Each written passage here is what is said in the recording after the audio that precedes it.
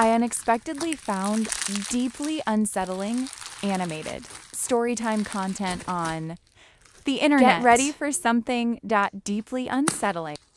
Back in 2012, when I was 4, me and my mom and stepdad lived in an apartment. All was good until one night. I went to sleep on the couch and my mom was in the chair. We were watching some boring show, so I dozed off. At around 2:30 a.m., I was woken up by something touching me, but it wasn't my mom. It was something in the couch. I started screaming and then the hand went away. My mom, who is now awake, ran to check on me. I told her what happened and she didn't believe me. She just told me to go back to bed.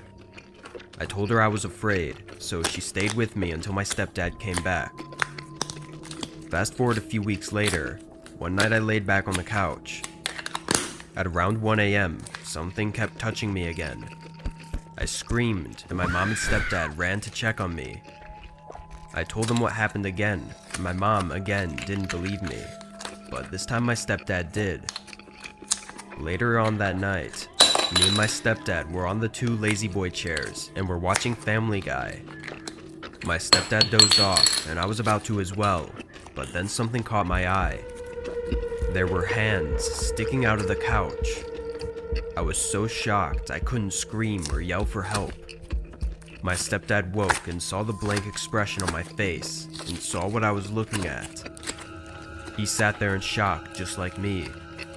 The hands were waving and then we heard a voice. It said in a deep voice, "Want to hold my hand?" I screamed at the top of my lungs after it said that to me and my stepdad. We ran out of the living room and into my mom's room. We explained what happened, and my mom was in shock. We stayed at a motel that night. The next day, we went back to pack our stuff, and we left the creepy place. To this day, I still don't know what that was that me and my stepdad saw, but whatever it was, I know it was demonic, and I never want to see it again.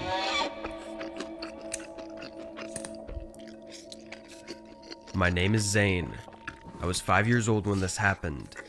My father always took me to this doctor. I quote the word doctor because personally I don't think he was a real doctor. We went a lot, but mainly we went on the weekends.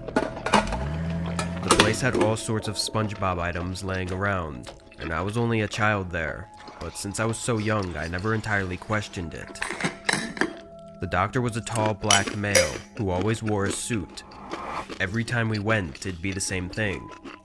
He'd take my blood, give me around 5 or 7 shots, and some shots I was even pinned down for. My dad and uncle were usually the ones who took me. My mother was never there. The room we went in for the so-called appointment would always be so weird and creepy. It always had extremely dull lighting. Now, before I continue, this place looked and felt like an actual prison. It was gray everywhere, and those barbed wire fences surrounded it. One way in, and one way out. When I started kindergarten, all of the visits were stopped. We never went again. Around the time I started middle school, my dad put that place down as my doctor and my emergency contact, even when that in fact was not my doctor's office anymore. To this day, my dad, uncle, and my mother, who was aware of these things that were happening, do not remember this place at all. I explained it to them thousands of times, some more detailed than others. It drives me insane that I'm the only one who remembers, and I can't remember the name since I was so young. So please be aware of your surroundings and who's with you.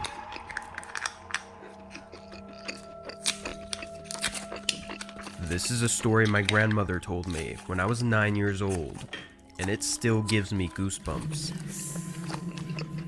I love to listen to stories, even though I'd usually get scared. However, the story I'm about to explain is by far the scariest. There was once a boy, let's call his name Timothy. He had a habit of taking fruits and vegetables from the neighbor's garden along with his friends, Michael, Desmond, and John. They were always later scolded by their parents, but this habit didn't change. One day, they decided to steal from an old lady around 85 years old, which was the greatest mistake they made. The old lady had maize and fruits in the garden. Timothy jumped over the fence, and the others followed along.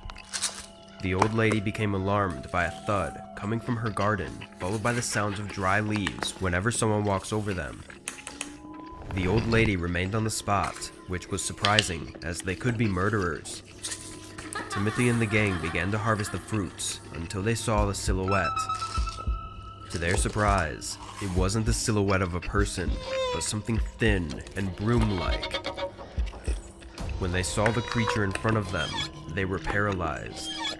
In front of them was a living scarecrow crawling from the fence into the garden. They couldn't run away because they were already stiff. It was then that it dawned on them. The old lady was actually a witch who killed her husband and created a scarecrow from his flesh. No one knows what the old lady did to the kids.